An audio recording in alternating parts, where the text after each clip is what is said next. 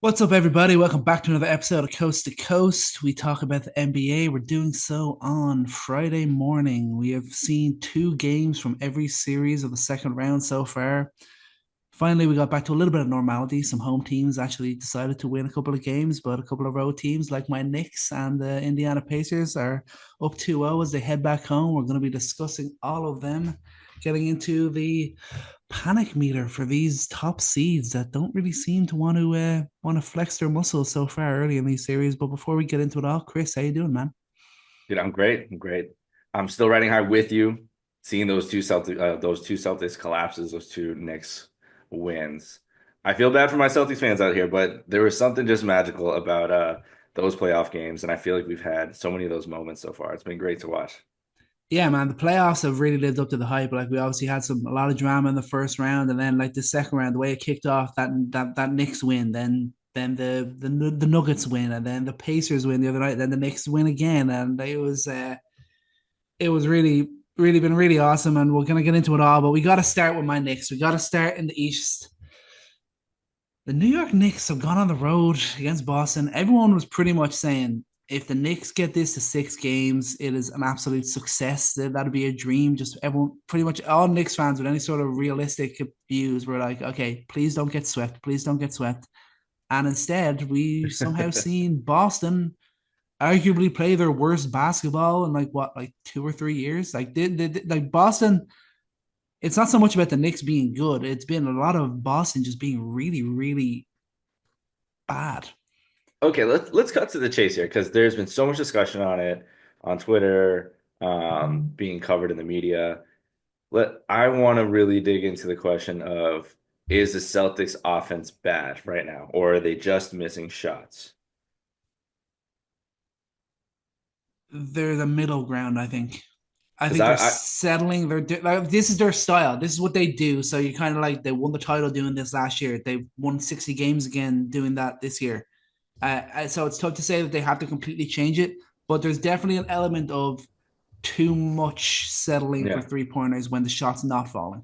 yeah, and this is going to be the classic like analytics versus just what you're seeing in front of you, and I think that's playing out here where Joe Mazzulla can say all he wants about the open shots they got and the corner threes they got, the fact that they were getting minimizing their mid rangers and the fact they were forcing the Knicks to take mid rangers.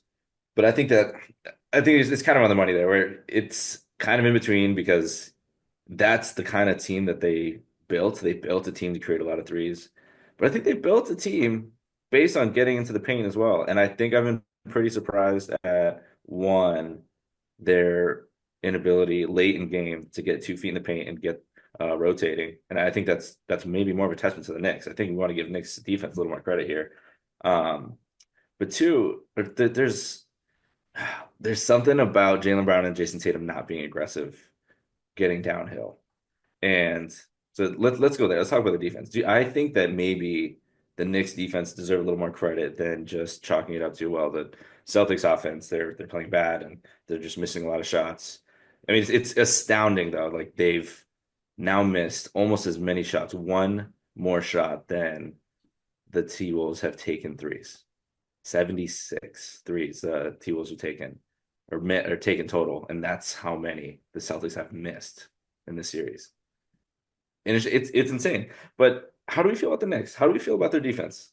I think they've thrown in a couple things with OG and with Bridges and the help that they've shown that I think that they've protected Jalen Brunson, they've protected Cat pretty well and protected the switches up at the top, where I think that's why we've not really seen an aggressive Jalen Brown getting into the paint, an aggressive Jason Tatum getting in the paint. Yeah, yeah, for sure. I think like the Knicks have kind of played. They've played in moments in this series, and don't get me wrong, it helps that Porzingis is just a shadow of himself right now. It's I hope he's crazy to okay, think that man. that illness is still Yeah. what's bothering him. That's like really concerning and worrying. Like he's just a shadow of himself. That obviously we talked about it last year. I know Porzingis kind of missed the whole playoff run, but he was like the guy that made this Celtics team invincible. Yeah. They could still win without him, but he was the one that made them. He's the one that made them invincible, and like him not really being a factor at all. Obviously, that's beneficial to the Knicks, but the way they've been able to do it with Bridges and with OG and obviously Josh Hart as well. He does a lot of good things on the defensive end as well. And then having Mitch there, yeah, it can be tough when we get to hacking Mitch and having to deal with all of that. But his impact on the defensive end has been absolutely huge, and especially in like late game moments, it's great to have him out there and not have to be relying on Cat or other guys like that, or being too reliant on other guys that aren't really like defensive stalwarts like a guy like Mitchell Robinson is. And it's great that he can come out now and like he's not just a stand in the lane and be a rim protector. Like he's not like a Rudy Gobert. You can actually have some faith in him coming out and getting a little bit closer to the perimeter and still being able to do his job, especially in like smaller moments and just like one-off plays like late in the game, which has been clutch. And that's when the Knicks have really got done their damage defensively. It's in late game moments. Even Brunson has had moments where had to go one on one with Tatum or Brown on switches, and he's either been able to deny them the ball or he's been smart enough to be able to force him into a tough shot, which has been amazing. Yeah. Yeah. There's not been a lot of moments where you feel like just multiple possessions in a row, Cat's getting hunted, Brunson's getting hunted, and you gotta really make up for that. The help scheme has been incredible. The way that OG and McHale's have really been able to help and recover. You've not seen the Knicks get into a ton of like tricky rotations, but you always are seeing contested shots, and I think that this is the Knicks defense. Also got to mention Josh Hart. This is the Knicks defense that you thought they were going to be all season, and for whatever reason, you're seeing it now. For whatever reason, they saved it for here. Um, Another thing that That's to say that's what good teams do. They save their best for the postseason, you know. Yeah. And I think teams get up for the playoffs. Defenses get up for the playoffs. And I couldn't imagine that we wouldn't eventually see it come together, especially with McHale. Like McHale's defense has finally like looked more like how he looked in Phoenix. Um, I think back to the Celtics real quick. Just thinking like generally on their offense. Something that we talked about during the regular season was, they were just so dominant. Their 3-point rate was far and away the highest in the league. The way they were able to constantly get teams to, you know, get in rotation and get an open shot. And it was just constant. Every single game was the same. There wasn't really much difference. They didn't have to go to other strategies. They didn't really have to play in the post. They had really two flavors of offense, a lot of pick and pop with KP, a little bit of KP hunting in the mid post, but a lot of it is just, generating 3-point shots. And I guess we kind of wonder that they don't have another identity. They've already tried the whole Tatum ISO experience, him playing in the paint. And it's not one that they wanted to get back to. So where do they go now? Do they just keep going back to who they are in the regular season now that you don't have KP? Is this basically the Knicks' plan? Is you're going to beat us by taking a ton of threes, even though that's what they did in the regular season? I don't see why it wouldn't work now, and I fail to think about serious alternatives to how they could attack this next offense. Yeah, I mean it's a tough call. Like if they haven't changed it like yet, obviously the two games at home as well, they're going on the road now, and that's just like obviously getting the fear on now is coming because the Celtics are incredible on the road, and the Knicks are kind of a bit so at home.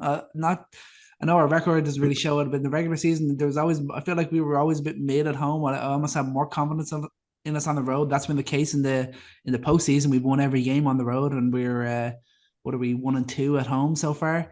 So I mean, there's a little bit of the fear there, and Boston teams get up to play in the Garden.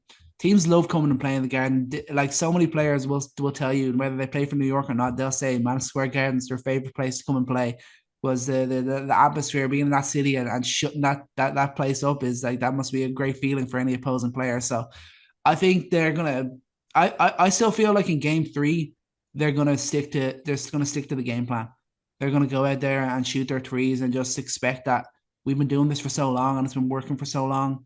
Eventually, it has to come good again. And that's why I think, like, if you're talking like panic meter for Celtics, I still think they're probably somewhere hovering between maybe like DEFCON 4 and DEFCON 3. They're like somewhere in the middle there. They're not really that panicked. They're kind of thinking we're the best team in the league still. We're the defending champions. Things are going to come good for us again. Yeah.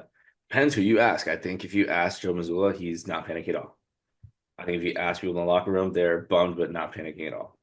Celtics fans who have enough trauma over the last several years of the amount of chokage that's occurred, uh, I mean, it just felt just so reminiscent of past fourth quarters where these leads have just evaporated. And it's been similar, like not getting into offense early, not really having an aggressive tone. And it's so interesting in the playoffs where you really see this shine out where um, it's such a game of runs. And these teams, their offenses are such like living organisms. And if one guy is struggling, especially on the Celtics with such an egalitarian system, if a handful of guys are struggling, they're all struggling together. And there's no one could just like get the energy up. So beyond game plan, I don't think the game plan changes. I think a lot of it's just the vibe, like who is going to really get things going. Can Jaylen Brown really get started? Can he in the fourth quarter take over if Jason Tatum doesn't have it? Can you get something like that out of him? Um, but hopefully for the Celtics side, hopefully KP gets healthy, man, because I think that's the biggest part of this. Is yeah, they didn't really need him last playoff run, but also last playoff run was a lot of gifts handed their way in terms of injuries on the other side. But they really need him. They need to put pressure in the middle. They need to get the Knicks defense more in rotation. They need to get slightly better shots. They need to get the rim first and foremost. Because hats off to the Knicks, but they've done a really good job of kind of bottling up a lot of their drives, especially late in the fourth. Yeah, like I mean, we have to remember that the Celtics have been up 20 in both games. Celtics have been there and threatened and looked like okay, just same old regular season stuff, just the Celtics destroying the Knicks.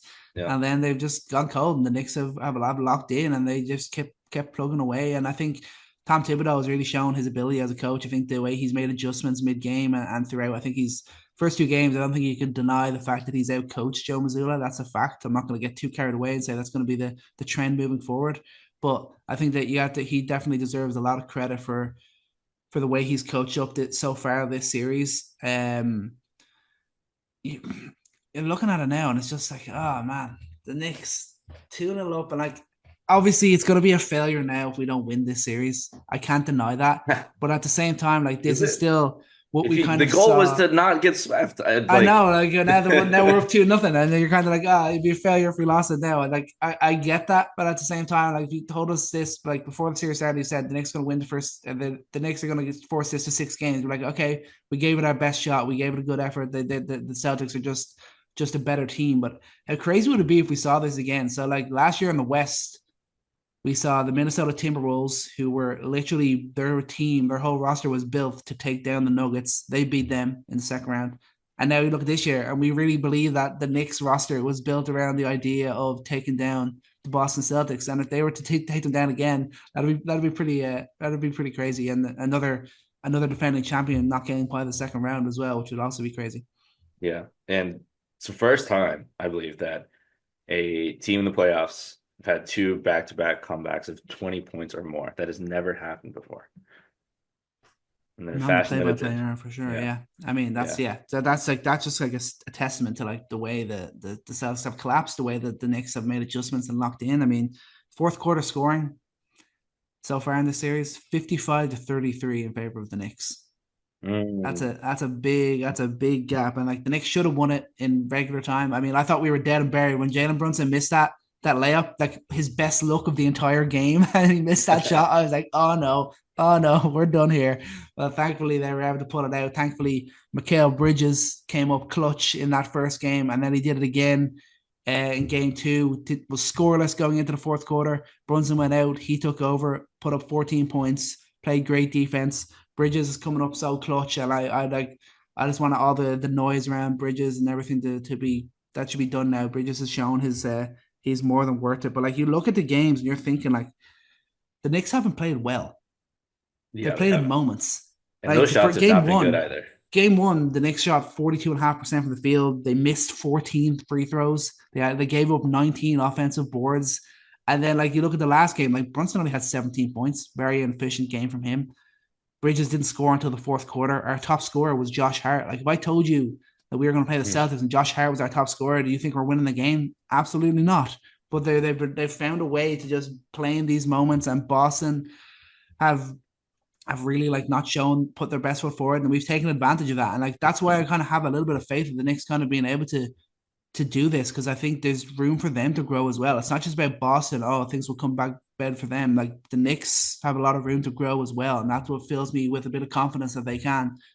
ultimately close out this series. And like we gotta win what, 2 of 5. The Celtics have to win 4 or 5. I mean, I like those odds.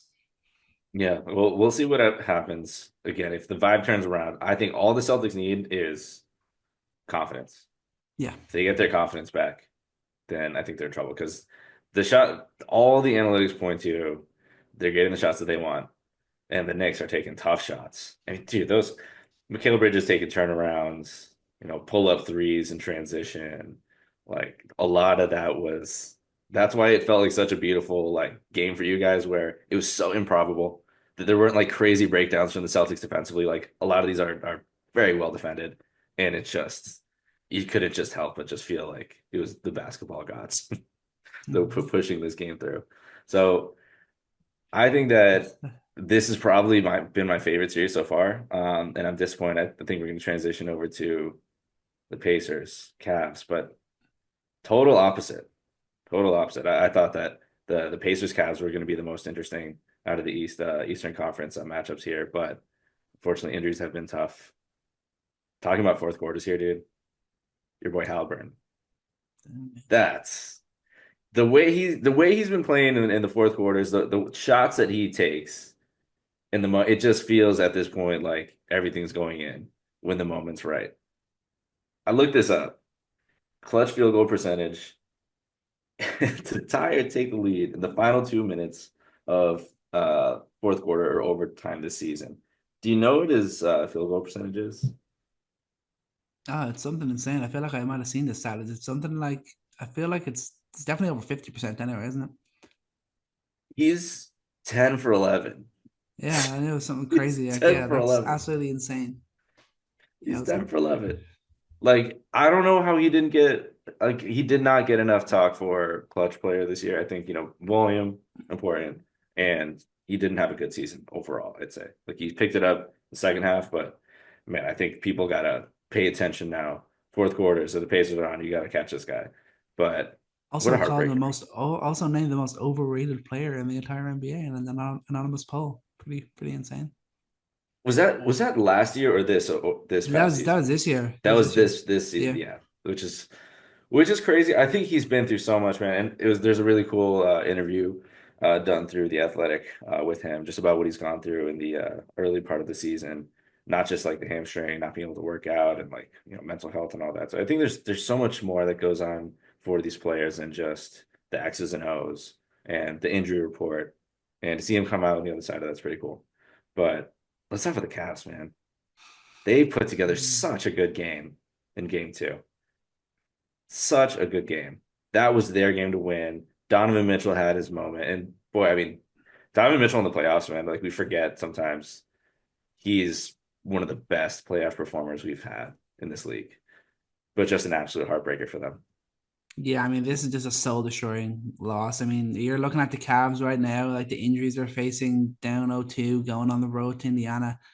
I mean, if anyone's panicking, I think it's probably them. I think they're probably are they at DefCon 1? Maybe we'll say DefCon 2 if they get the guys back for the next game. But they're in terms of panic, the Cavs they're at an all time high there. The injuries kind of shooting them in the foot yet again, which is something we saw last year. For the I toe. mean, Garland with his turf toe. I mean, I don't know if that's something he can come back from. I think that feels like a bit more of a serious knock. Hunter, there's like they haven't really just they feel like they've changed what it is. Is there a sprained thumb or is there a torn ligament in there? Like that's such a hard thing to play with. If that's on a shooting hand or even just being able to catch the ball in general, that's going to be tough. Mobley's like the only one. I mean, his is an ankle injury. Like ankles are usually the kind of the one where you're like, oh, maybe he could play through that. But if it, You it have was to. bad enough for him to not play that Yeah. game, like it must be something a little bit more serious, that sort of way. So I mean, it's just so tough to watch Cleveland right now. And I see Donovan Mitchell and like that last game, he gave everything. He was absolutely dead on his feet in those final minutes, and ultimately that cost the Cavs because he couldn't create anything for himself. He gave up an offensive foul in a key moment, and he was just like clearly he was out on his feet, but like his performance was obviously exceptional. Nearly had 50 points, and he was just doing everything he possibly could to will this Cavs team to a win, and then hope that they kind of get some guys back for the third game, and they're tied at 1-1, and then move on from there. But they just, oh man, like watching that, I don't know if the Cavs would find a way to even make this series competitive after a loss like that. I think they can. I think they can. This is like playoffs is one game at a time, one game at a time. And I think as fans, like we look at it with a wider view. But when they step on the court, it's one game. They all are going to convince themselves, like, hey, listen, the Cavs came back 3-1 once upon a time. And I think they'd feel pretty confident they could probably do the same. But look at the game they put together without having Garland out there, without having Mobley out there, without having Hunter out there. I think that they can do that because it wasn't just all heroics from Mitchell. They got a great performance out of Strus, who I did not know could rise up like that. That dunk can't change. I don't think anyone was expecting that. But you saw the performance out of him. You got that 20-point double-double out of Jared Allen. And I really, really want to see a little bit more out of Ty Jerome. 2 points. Oh, he crumbled. He crumbled there. You could just tell he that was didn't a have it. bad. Yeah. For all the good stuff he's put together throughout the season, he had all the open shots that he usually creates. If his floater's not going down, it's tough looks for him. But I think the Cavs still have a chance. I'm not panicking too much for them, but I think at this point, losing two at home, I think that my prediction has kind of changed here. I thought they were going to have it in 7, but the Pacers I don't think they're going to crumble. I think the Pacers are going to keep coming. The way their defenses continue to rise, the way that Halliburton's performed in late game situations, I think that they have enough edge to probably come out. Depth as well. I think they're getting production from like three guys off the bench. It kind of feels like every time, like Nembhard continues to impress. Neesmith is just like chaotic, but it just works. Like it's so tough this Pacers team. Like I said, like they demand, like if you don't play your best game against the Pacers, if you give them any sort of wiggle room, they're going to find a way to beat you. That's just how this Pacers team is. Not the most talented team in the entire league, but give them an inch and they'll take a yard. That's the kind of their mantra. And obviously they have their clutch player in Tyrese Halliburton, and that's a great combo for success in the postseason. And like if you look kind of the margins, kind of look at the little areas where you kind of think series kind of get decided, whether it's like fast break points, turnovers, offensive boards, those sort of things. All of those sort of areas are pretty close or in Cleveland's favor after the first 2 games. The only really thing you can kind of put it down to is 3-point shooting in this series so far. Cleveland, they were one of the best 3-point shooting teams in the entire league throughout the regular season. They're shooting 26% of the team in this series. Indiana shooting just under 47% as a team. Donovan Mitchell, he's been amazing these first 2 games. He is 2 of 18 from deep. I know it's obviously tougher for him to create space when there's no Garland and like other guys that can shoot around him, but if they're going to make anything of this series, he's going to have to start shooting his threes, and just the team as a whole is going to start have to hitting some shots. I mean, their entire advantage was 3-point shot. Their entire advantage there, and I think a lot of that is how much offense are you creating getting into the paint? And a lot of that is disappearing without Garland, without Mobley. You're just not going to create as much without them. And if they can come back into the series and they can get back to what they were doing throughout the regular season, which I don't see them taking away. I don't see them taking away Garland the way that he's been taken away before. If he's healthy, that's a big if. That's a big if.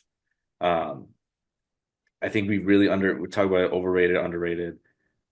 I think Garland's probably one of the most underrated playmakers in this league.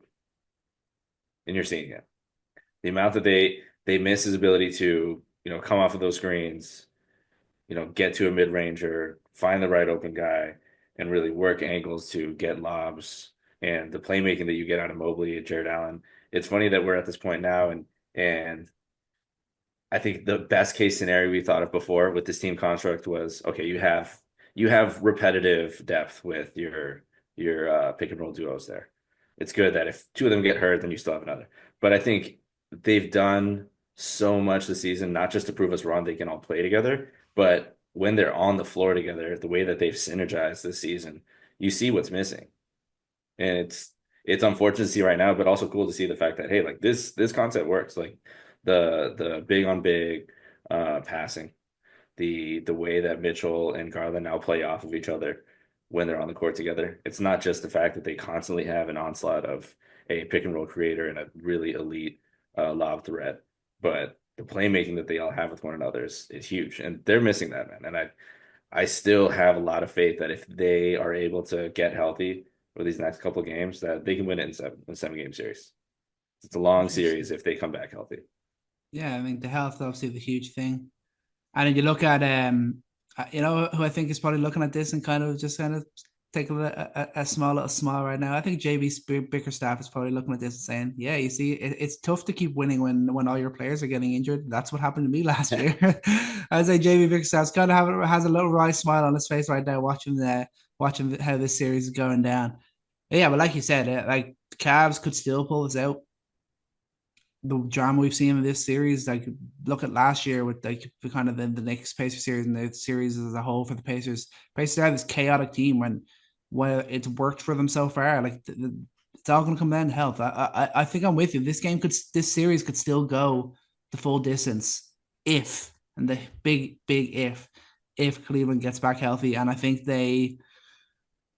Garland is I don't know if I want to say is more crucial than Mobley, but I think having that extra playmaking on the floor is so important for them. That's so interesting question there. Who is more important right now? And I would actually disagree. Mm. I think Mobley, his size, if he can really like prove what he's done all season. We've seen it all season that he's had a lot more success, attacking mismatches offensively. He's had a lot more success as a face-up shooter. And they need him on the floor, especially when the Pacers play small. When Yeah. Pacers play small, they need to be able to punish that, and they just haven't been able to do it without him being out there healthy. And that takes away, a ton of what the Cavs can do to slow them down. You need ways to slow down this team. They can run with them, but you're not going to run with them forever. It's too much to try and play that game. Having a guy like Mobley out there could really slow things down in a way that I think that they're missing. And I'm worried about Garland, man. Those turf toes are legit. Like Yeah. turf toes can take weeks. Mm-hmm. Even if he comes back, is he going to have that burst? If he comes around that screen, is he going to be able to get downhill? Is he going to be able to elevate? Is he going to still have that pop? Even if he can shoot around, if he can dribble, is he just going to be kind of more of a decoy off ball shooter? Yeah, I mean, you take that over nothing. In all honesty, like sometimes it's important to have the decoy out there. I think we've seen it work in the past. If that's the least he can do, I think maybe it's worth the risk. We'll find out tonight that game three is on 7:30 on ESPN, 7:30 Eastern time. So we'll see how the Cavs bounce back. But still reason to watch. I think still reason to keep eyes on that series. The way the players have gone, I don't think there's any reason to just ignore a series, even though that's at 0-2. I think you're probably with me. I think we're still probably saying though, out of the two series in the East, the Celtics are more likely to come back than the Cavs. That fair? Yeah. Oh, yeah, absolutely. Without a doubt. Without a doubt. That's fair. Okay, let's switch it over to the Wild West. OKC and Denver split the first two games, but in reality, OKC absolutely fumbled that first game. I mean, they looked so young and naive the way that they tried to close out that game. That that was tough. Like, first of all, congrats, Aaron Gordon. 2 game winners in the playoffs already. He's been great. Um, a lot of it just seems like I think it's really easy to look at a game and be like, yeah, this is a young team, not able to close it out. You just see a lot of them kind of looking around, and there's no leadership down the stretch there. I mean, kind of similar vibe to the Celtics, honestly. Like it just didn't feel like they were aggressive enough to come out and win this game. It feels like for a good team, like, oh, we can just kind of walk this out. And boy, but that second game, bro, like I don't think anyone's thinking about that first game at all. No one's thinking about that first game at all. Like that is completely out of everyone's memory. It's out of my memory because that was just they completely pantsed the Nuggets. They destroyed the Nuggets. There was nothing. Nuggets could not get into any offense. They were just constantly the physicality that people are complaining about. I mean, that's playoff basketball. I don't know. Like I think that the calls were tough here and there. I don't love talking about it because I think that it's fair that maybe they go a little bit more towards the Thunder. I mean, that's going to happen for the Nuggets. Is that home court advantage? Maybe. Is that what happens when you are a smaller team and you play a little bit more physical and you're switching up on bigs? You have to be a little more physical. I think so. But the way that the Thunder were just able to completely just shut down everything that the Nuggets are trying to do. And let's remember too, like we're comparing two historical things. I think, not I think, I know the Oklahoma City Thunder, the team they put together this season, the performance they had this season, this is one of the best defenses we have seen in regular season ever. And Nikola Jokic and this team they put together here, the guys around him, this is one of the best offenses that you can put together in a playoff situation around one of the best playmakers we've ever seen. And man, that the fact that they were able to so handily destroy them and just they took away Jamal Murray. They frustrated Jokic all night. They couldn't get the the ball moving like the way that they usually like to. And that's just what the Thunder do. And I think that's why like I had so much confidence in them throughout this entire season that they're going to do this in the playoffs because you can't take away that level of defensive intensity that they have. Sure, Shea's going to have a couple of bad games here and there. Sure, maybe Jalen Williams won't show up this game. Maybe they're going to have a bad shooting night. But when they want to turn on the defense, like it's a tough night. It's a tough night playing against this team. And that's why they should have relied on that more in game one. And if they believed in their Right. defense a little bit more, which is their best quality, they would have won that game. But yeah, they bounced back in exactly the right way in game two. I mean, they came out and said, "Yeah, sorry, Denver, we're actually way better than you." Like that was their felt like their whole mantra when they came into that game. They absolutely obliterated them, the most points I think ever in the first half of a playoff game, dropping Mm-hmm. 87 on them. It was They about really cleaned 90, bro. yeah, like they really cleaned up on the glass, which was a big thing that Denver dominated in game one. They out rebounded them 63 to 43 in game one, Denver, and 21 to 13 on the offensive boards.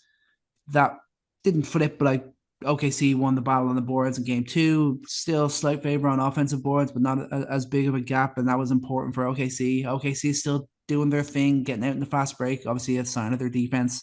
59 to 19 in terms of fast break points so far in this series. So OKC are still kind of playing to their strengths. It's just going to be about now they got to know they can rely on their defense, and when the offense is clicking, it's so going to be so hard for Denver. Like Denver aren't going to be able to keep up with this OKC team if No. they're constantly forcing turnovers and getting out in the fast break. Like this series could be over genuinely over in 5 games if it keeps going that way. But the thing is, if Denver can do what they did in game one and keep it close going late into the game, that's when OKC might try to start to doubt themselves a little bit, and that's when Denver can come out to play because they've got playmakers on this Denver team. That's what Denver have.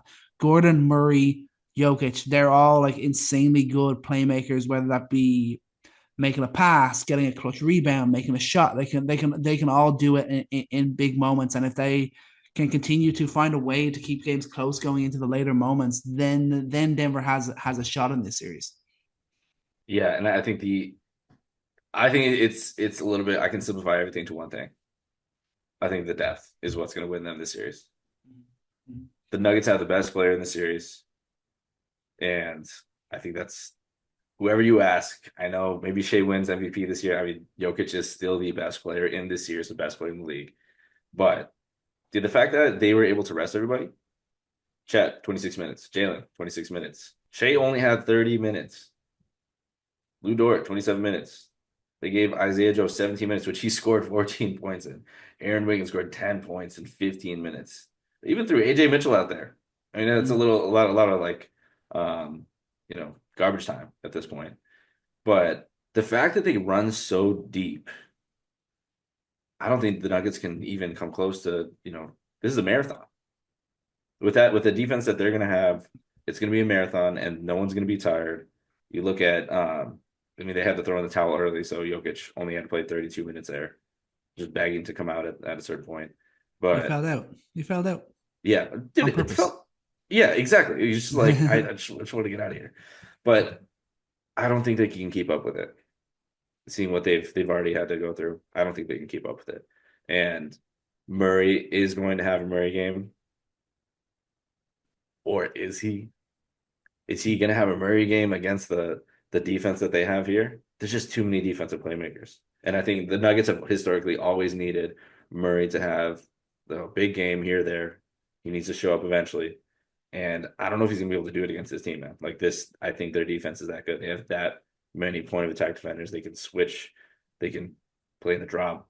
There's too much rim protection, no matter who you're turning to, whether it's Holmgren out there or Hartenstein's out there. There's too much, man. I don't think that they're gonna survive 6 games. Yeah, I think the way OKC are kind of playing it in a way is like, yeah, we're going to stop Murray, and that's hugely important to stopping Denver. I mean, you let Jokic do his thing. Jokic will get 40. Yeah, that's fine. For the most part, like I feel like the more you watch like Denver games and Nuggets games, like if you see like I don't know what the record is, but it feels like anytime like Jokic has like more than like 35, it feels like the record is pretty kind of mid in those games when he like really goes off as a scorer. It feels like their record is kind of underwhelming for what you would expect when usually when you see teams and their superstar goes off like that, they usually completely ball out. But I think they're playing it smart if they're kind of looking at they did a good job on Jokic in game 2. But I think they're more their key focus is let's just completely limit Murray. Let's just completely cut off Murray and see where Denver goes from here. See if Russ can continue to do his thing. See if Gordon continue to score consistently. Peyton or not Peyton Watson, Christian Braun, guys like that. Murray is like the X factor always for Denver. He's the playoff go to. He's the shooter. He's the off the dribble guy. He's like so important for their success, and that's why when he was so good in 2023, they were able to win the chip. So I think OKC, like I think you're right. Like they have so many different guys that they can throw at Jamal Murray. It's going to be so tough for him to really break out and have that moment that Denver absolutely need from him. Interesting you brought that up. So the Nuggets are 16 and 12. Pretty underwhelming when their best player scores over 30 points. Yeah. That's a that's a surprising number to me. Mm-hmm. Um, One thing I think of though, and this is the trump card. I mean, Jokic again, he's the best player in the league. We saw it on their championship run when the Heat were trying to just take away everybody else. Jokic, go ahead, go 1-on-1. I mean, he turned it on and he won this year. Like he had some of the craziest games that we've seen in years just of taking over a game, and he just decided to do it himself. If he decides to press that button, one, can he sustain that over the course of a 7 game series against his team, against Chet Holmgren, against Hartenstein? Can he do that? And two, is it going to be a little bit different against the amount of help defenders that they can throw at him? Can they still create that pressure? Can this team still create that pressure on shooters, on cutters, while still setting help and recovering? I think they can, but I think Jokic is that good. If he wants to press that button, like maybe he extends the series. If he wins this, like this would be probably one of the most improbable wins in my mind. I think people would probably call me crazy for that because it's the Nuggets, it's Jokic, but I still really think the Thunder are that good. I think they're the best defense we've had in the modern era. I think they're the deepest playoff team that we've seen. I think they're going to probably be, you know, kind of game changing. I think most people look at this team throughout the season like, you can't play that deep in the playoffs. Who's going to be core 8? You can't get everyone going. I think they can. And I think they will. And they're going to be fresh by the time that they get to the finals, if they get there. They're definitely going to be fresh after this series if they end it like this, if they're with the way they're distributing minutes. And if everything comes down to health, if everything comes down to, how fresh are your guys, how much juice do you have left? I mean, OKC is going to have it the way that they play. And I think teams are going to look at that and be like, maybe we need to get a little deeper. Mm-hmm. Yeah, yeah, without a doubt. If you're Denver, where would you say the panic meters are? What level of DEFCON do you think the Nuggets are at this moment? After that, I think for them, I would say minimal. I'd say 4. I'd say 4 because I think they just throw that game tape away. They say, all right, it's not happening again. Mm-hmm. That's not happening again. They might get a wake up call this weekend, but I think their panic meter is low. They can still say that Jokic had a bad game and OKC got hot. And are you gonna be able to run that much in Mile High City? We'll see. We'll see. Yeah, that's gonna be interesting. It's always like there's always that little bit of element of Denver being at home. That kind of feels like it The always best home court advantage, bro. yeah, like it Best always home court changes a advantage. little bit. And obviously, like I think Denver obviously is super comfortable playing at home as well. The game three is tonight, and then game four is on Sunday afternoon. So we could be it's going to be very interesting to see where we're at with this series come Sunday evening. Flipping it over to the other series in the West, Wolves Warriors. Super disappointing in game one that Steph Curry goes down with a hamstring injury. Even more disappointing that the Wolves couldn't close out, even though Curry was on the floor. That was the most like that game one, like that was one of the most pathetic performances I've seen from a team in a long They while. didn't seem like they did not seem like they wanted to be there. They did not seem like they They wanted to be there. like that was like truly awful. Like and obviously didn't score in the first half. Uh, they were five. I think they finished 5 of 29 from deep. They lost the rebounding battle. I think somehow with their size compared to Golden State's, like it was just truly awful. And then obviously last night they bounced back, but it's weird with Golden State. It kind of felt similar to the first series where obviously they lost Jimmy Butler and they just kind of punted the game. Just kind of felt like a similar sort of way. They just kind of punted. It's like, yeah, we'll go back home 1-1 and see where we go from here. So that's why I'm not like ready to completely like call this is Wolves series. Like the Warriors are done, but because of Curry, but like it's just that's kind of the way I'm really interested to see how this series looks once we get back to San Francisco and see how it plays out from there. Dude, from a talent like standpoint, there's no way that the Wolves can lose the series. There's no way. I mean, Curry was going to be the. I mean, he's the tide that raises all ships.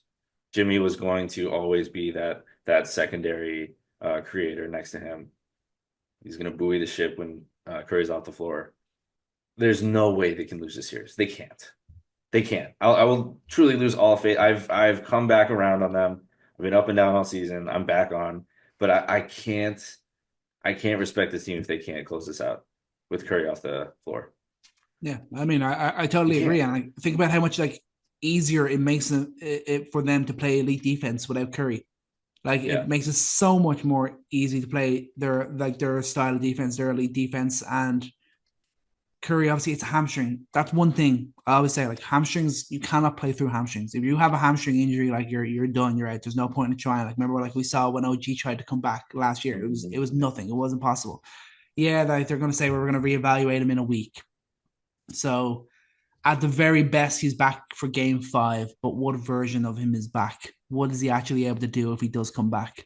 Is that sort of thing? And then you start to look at Jimmy Butler, and like he has to kind of turn it on a little bit. He's kind of been happy to stay as like the secondary kind of guy in the two games so far when Curry's gone down. And obviously he's done other things. He had a lot of offensive boards in that first game. He's doing playmaking and things like that. But Jimmy's gonna need to score a bit more. He's gonna need to start being a bit more aggressive if the Warriors are gonna keep this up. Obviously, their big thing is their defense. Their defense can be also elite, like we saw with the Minnesota. So that's where they're really gonna kind of try to clamp it down. But Jimmy's got to do more for sure.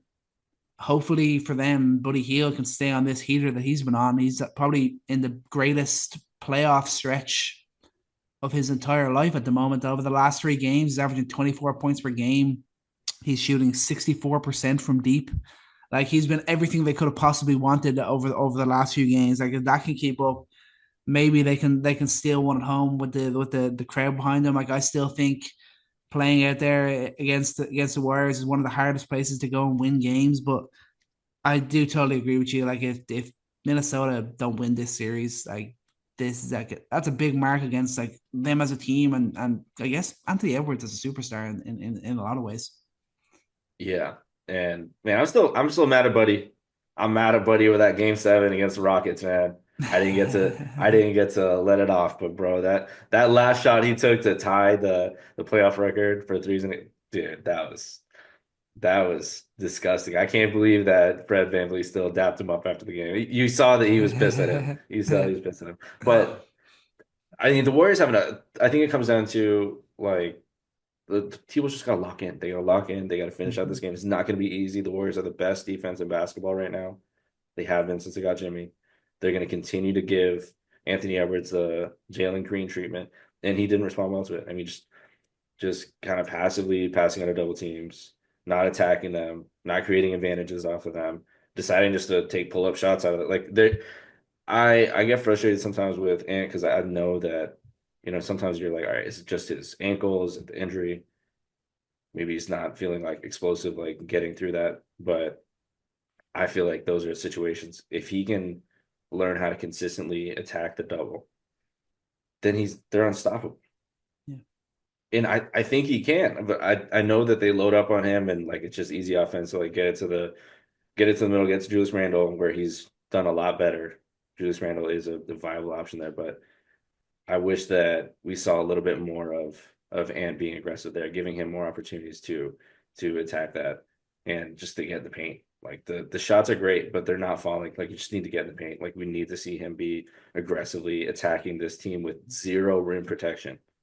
Zero rim protection. Like he should be like looking at that, not trying to match threes with this team, but just like I'm gonna just mismatch here. Like who's gonna guard him?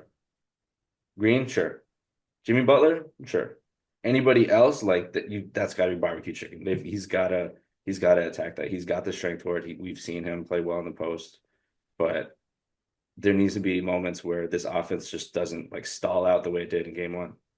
Yeah, no, that can't happen. Like this is like any like honestly like any losses from here is kind of just like a mark against like them as a team. Like maybe really say Chris Finch is a coach. Like they've got to be able to be up for this. They've got to be able to see that they've got this massive weakness now, Golden State, and they're gonna have to go right. We're the young bucks. They're the old farts. We have to go and show them who's boss right now. And that starts. It starts with Anthony Edwards. We all know that.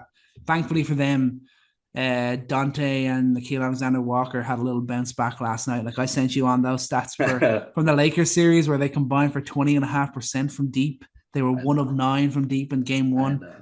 Thankfully, last night they combined 7 of 14 from deep. If they continue to kind of put up similar sort of numbers to that, they're combining for 6, 7, 8 threes on over 40% shooting. That's that's key for them. Like that's what they're supposed to do. Like Dante, remember what we saw from him in New York last year as a playoff performer. Like they're going to need a little bit more from that. They get that in this series, they should be able to use it, but they're going to need it moving forward if they do get beyond this series, which they obviously should. But that's key for them. The depth that they have with what Alexander Walker and Dante are contributing as 3 point shooters. That's huge for this Wolves team.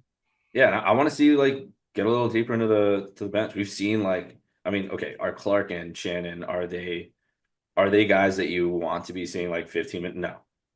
Like they shouldn't be getting 15 minutes. But if you are in such a dry spell and the energy is just not there, you have two energizer bunnies that you've seen, in tight moments, like give you energy, get boards, play defense, hit shot. Like dust off those guys here and there. Like I'd love to see them just like get at least 5 minutes here and there of run when you're having these dry spells, especially when the Warriors can just like really feed off of that energy. Like you have guys that I think that can be valuable in those spot moments. From the Especially when the Warriors, Warriors are going 14 deep. no, seriously, yeah, and like you never know who's going to be ready. And Kuminga, this is his time, man. If there's going to be any last chance, last chance, this is like last chance, last chance. Like how many times have we waited to see him be used in a way that can show that he's a winning player? This is his chance. Like Curry's not going to be here till maybe game six, probably, maybe game seven. I really don't think he'll be back game five. That'll be tough to see that. But if anyone's going to really, really go off and to take this team like to the next level without Curry, it's got to be Kuminga. Got to be Kuminga. Yeah, no, I mean, I totally agree. Like, this is like this moment. Obviously, it's been tough for him. He looked off on that Rocket series when he was only getting like a couple of minutes here and there and didn't play in most of the games. Like, that looked tough, and it kind of looked like he was defeated and like he Yeah. was done. And then now he's gonna get big minutes because there's no Curry, and they need him to provide. Like, this is like obviously it's super tough. It's hard to plan for like Steph Curry getting injured, but this is where you kind of wish, as your Steve Curry, you're kind of like, oh, maybe I wish I kind of got him some more minutes. Wish he was in a bit more of a flow, but he looked pretty decent last night. He put up some points. He obviously took advantage of Gobert with his speed and getting around him and a couple of times like that. So he's shown some flashes. gotta tidy up the free throws. That's an area of weakness for him. If he can start hitting those as well as getting all his shots. Because I think at a point last night he was 7 of 7 from the field, but he had missed like 4 free throws. So I mean, like if he could tidy that up that a little bit more and continue to get to the line, continue to hit his shots, then you think, okay, the Warriors they got a shot here. I mean, I think they're probably at somewhere in like I'm gonna say they're probably at DEFCON 2 just because of worry with Steph Curry, but they're also like going home and thinking we are a great defensive team. We are so aware of what we are about as a team that they're not completely panicking just yet. Yeah. You think they can win this series with defense? Because of how bad I know the Wolves offense is capable of being, I think yes. And because I know how much I want the Warriors to not succeed, I think yes. Yeah. If it continues to be like this gritty series, this gridlocked matchup, like that's a Draymond Jimmy Butler situation. Mm-hmm. Like Jimmy Butler thrives in those 90 to 90 point games with 2 minutes left, and then all of a sudden Jimmy's at a 3 point at the free throw line. He's got it's 190. You look at well, what just happened. Those are those Jimmy games. You don't want to be in a Jimmy game. Like the T-Wolves do need to figure out their offense, but I mean it's I can't imagine them again. I can't imagine them losing this series without Curry there. I think they're too good for that. Randall's come so far on this team, and Ant's come so far. Like he's got to take this moment, man. I'd be very disappointed. I'd be very disappointed if this ends and the Warriors pulling this off.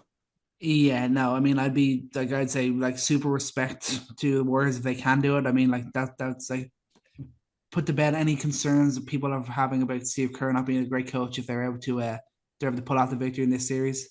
But yeah, Wolves, you can't let that happen. You gotta go and you've been given the gift.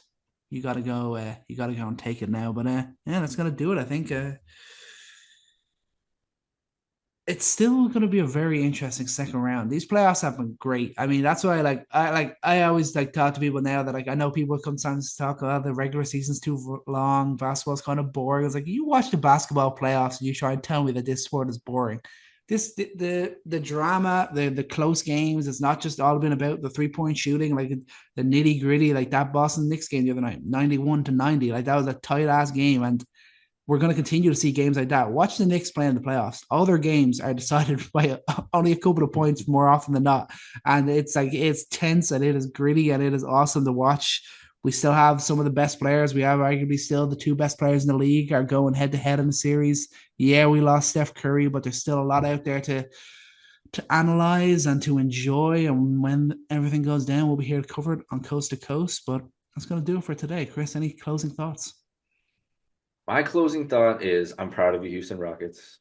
Wasn't able to get on the mic to say that, but that's I just got to salute that man. 7 game series, almost made it. I feel like that was our featured team of the season. Sad to see them go in the first round, but true closing thoughts is Knicks in 7.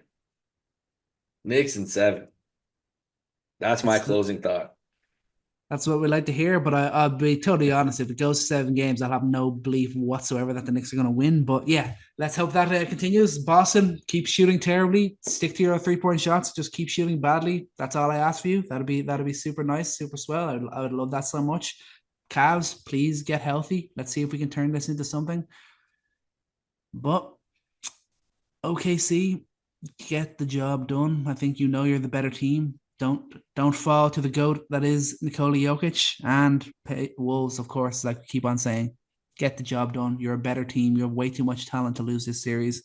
Do not, do not play down to the Warriors level. But thank you all so much for sticking with us, Chris. Thanks for joining me as always. Remember, we are everywhere on social media at Coast to Coast NBA, and most importantly, remember to take every shot and love every moment. Peace out.